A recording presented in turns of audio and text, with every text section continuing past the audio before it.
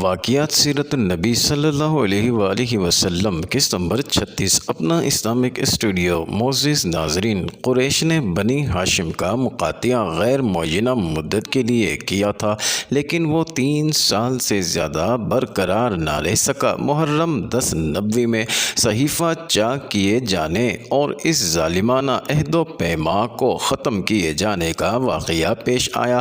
ناظرین، اس کی وجہ یہ تھی کہ شروع ہی سے قریش کے کچھ لوگ اگر اس عہد و پیما سے راضی تھے تو کچھ ناراض بھی تھے، اور انہی ناراض لوگوں نے اس صحیفے کو چاک کرنے کی تگ و دو کی۔ ناظرین، اس کا اصل محرک قبیلہ بنو عامر بن لوئی کا ہشام بن عمر نامی ایک شخص تھا۔ یہ رات کی تاریکی میں چپکے شعب ابی طالب کے اندر غلہ بھیج کر بنو ہاشم کی مدد بھی کیا کرتا تھا۔ ناظرین، یہ زہیر بن ابی امیہ مخزومی کے پاس پہنچا۔ ناظرین، زہیر کی ماں عاتکہ حضرت عبد المطلب کی صاحبزادی یعنی حضرت ابو طالب کی بہن تھی۔ ناظرین، اور اس سے کہا، کیوں زہیر، کیا تم کو یہ پسند ہے کہ تم کھاؤ پیو آزادی سے پھرو اور تمہارے ننیالی رشتہ دار ہر راحت سے محروم رہیں اور انہیں کھانے کو کچھ نہ مل سکے؟ ناظرین، زہیر نے کہا، افسوس، میں تنہا کیا کر سکتا ہوں؟ ہاں، اگر میرے ساتھ کوئی اور آدمی ہوتا تو میں اس صحیفے کو پھاڑنے کے لیے یقیناً اٹھ پڑتا۔ ناظرین، ہشام نے کہا، اچھا، تو ایک آدمی اور موجود ہے؟ پوچھا، کون ہے؟ ناظرین، ہشام نے کہا، میں ہوں۔ زہیر نے کہا، اچھا، تو اب تیسرا آدمی تلاش کرو۔ ناظرین، اس پر ہشام مطعم بن عدی کے پاس گیا اور بنو ہاشم اور بنو مطلب سے، جو کہ عبد مناف کی اولاد تھے، مطعم کے قریبی نسبی تعلق کا ذکر کر کے اسے ملامت کی کہ اس نے اس ظلم پر قریش کی ہم نوائی کیوں کر کی؟ یاد رہے کہ مطعم بھی عبد منافی کی نسل سے تھا۔ ناظرین، مطعم نے ساتھ دینے کا وعدہ کیا۔ اس کے بعد ہشام بن عمر ابو البختری بن ہشام کے پاس گیا اور اس سے بھی اسی طرح کی گفتگو کی جیسی زہیر اور مطعم سے کی تھی۔ ناظرین، اس نے کہا، بھلا کوئی اس کی تائید بھی کرنے والا ہے؟ ہشام نے کہا، ہاں، زہیر بن ابی امیہ، مطعم بن عدی اور میں۔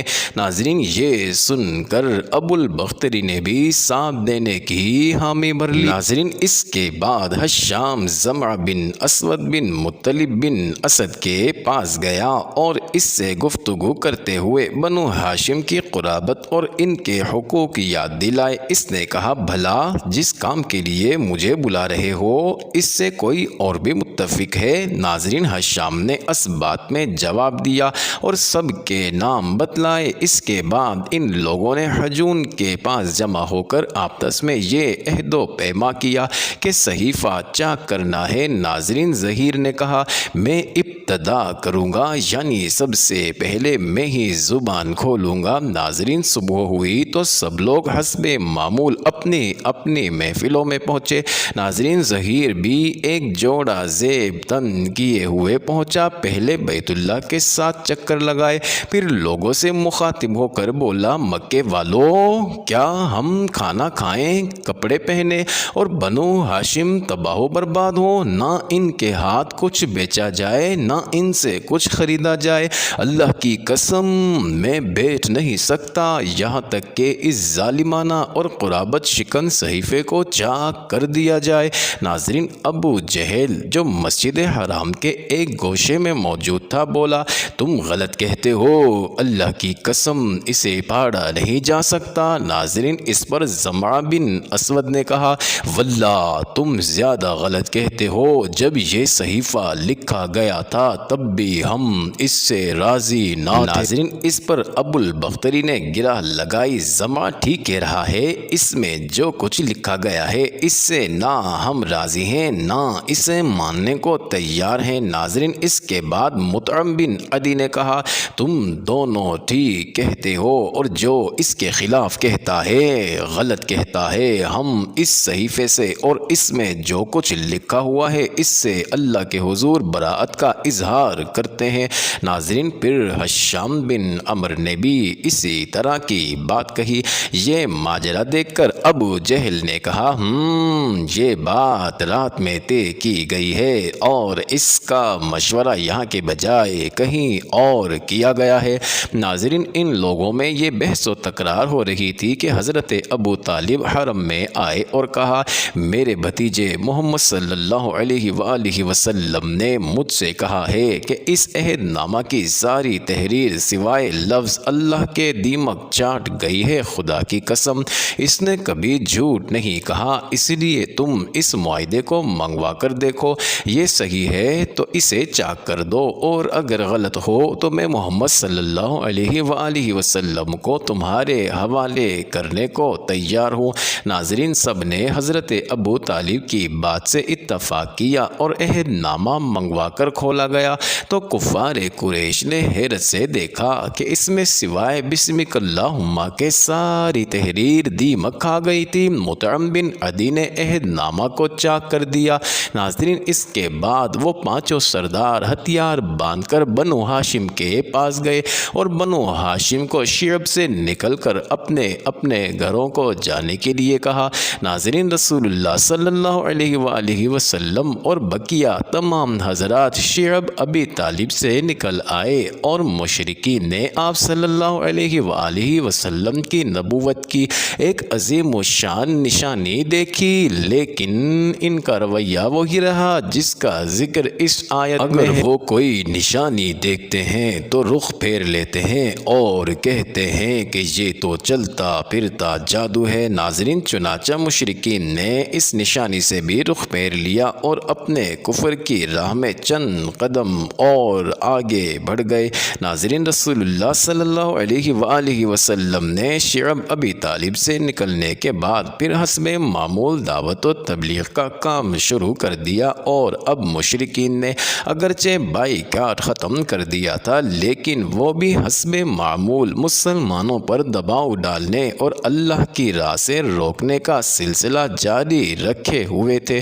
ناظرین، جہاں تک حضرت ابو طالب کا تعلق ہے تو وہ بھی اپنی دیرینہ روایت کے مطابق پوری جان سپاری کے ساتھ اپنے بھتیجے کی حمایت و حفاظت میں لگے ہوئے تھے، لیکن اب عمر 80 سال سے متجاوز ہو چکی تھی۔ ناظرین، کئی سال سے پے در پہ سنگین آلام و حوادث نے خصوصاً محصوری نے انہیں توڑ کر رکھ دیا تھا۔ ان کے قوام مزمحل ہو گئے تھے اور کمر ٹوٹ چکی تھی۔ چنانچہ گھاٹی سے نکلنے کے بعد چند ہی مہینے گزرے تھے کہ انہیں سخت بیماری نے آن پکڑا۔ اس موقع پر مشرکین نے سوچا کہ اگر ابو طالب کا انتقال ہو گیا اور اس کے بعد ہم نے اس کے بھتیجے پر کوئی زیادتی کی تو عرب ہمیں طعنہ دیں گے، کہیں گے کہ انہوں نے محمد صلی اللہ علیہ وآلہ وسلم کو چھوڑے رکھا اور اس کے خلاف کچھ کرنے کی ہمت نہ کی۔ لیکن جب اس کا چچا مر گیا تو اس پر چر دوڑے، اس لیے ابو طالب کے سامنے ہی نبی سے کوئی معاملہ طے کر لینا چاہیے۔ ناظرین، اس سلسلے میں وہ بعض ایسی رعایتیں بھی دینے کے لیے تیار ہو گئے جس پر اب تک راضی نہ تھے۔ چنانچہ ان کا ایک وفد حضرت ابو طالب کی خدمت میں حاضر ہوا اور یہ ان کا آخری وفد تھا۔ ناظرین، وفد کے ارکان قریش کے معزز ترین افراد تھے، یعنی ابو جہل بن ہشام، امیہ بن خلف، ابو سفیان بن حرب اور دیگر اشراف قریش۔ ناظرین، جن کی تعداد تقریباً 25 تھی۔ ناظرین، حضرت ابو طالب نے آپ صلی اللہ علیہ وآلہ وسلم کو بلوایا۔ آپ تشریف لائے تو کہا بھتیجے، یہ تمہاری قوم کے معزز لوگ ہیں، تمہارے ہی لیے جمع ہوئے ہیں، یہ چاہتے ہیں کہ تمہیں کچھ عہد و پیما دے دیں اور تم بھی انہیں کچھ عہد و پیما دے دو۔ اس کے بعد حضرت ابو طالب نے ان کی یہ پیشکش ذکر کی کہ کوئی بھی فریق دوسرے سے تعرض نہ کرے۔ ناظرین، آپ صلی اللہ علیہ وآلہ وسلم نے فرمایا چچا جان، آپ کیوں نہ انہیں ایک ایسی بات کی طرف بلائیں جو ان کے حق میں بہتر ہے۔ انہوں نے کہا تم انہیں کس بات کی طرف بلانا چاہتے ہو؟ آپ صلی اللہ علیہ وآلہ وسلم نے فرمایا میں ایک ایسی بات کی طرف بلانا چاہتا ہوں جس کے یہ قائل ہو جائیں تو تو عرب ان کا تابع فرمان بن جائے اور عجم پر ان کی بادشاہت ہو جائے۔ جب یہ بات آپ نے کہی تو وہ لوگ کسی قدر توقف میں پڑ گئے اور سٹ پٹا سے گئے۔ وہ حیران تھے کہ صرف ایک بات جو اس قدر مفید ہے اسے مسترد کیسے کر دیں۔ ناظرین، آخر کار ابو جہل نے کہا، اچھا بتاؤ وہ کیا بات ہے؟ تمہارے باپ کی قسم، ایسی ایک بات کیا 10 باتیں بھی پیش کرو تو ہم ماننے کو تیار ہے۔ معزز ناظرین، یہ انٹرسٹنگ ویڈیو جاری ہے، اگلی ویڈیو قسط نمبر 37 میں دیکھنا مت بھولیے گا۔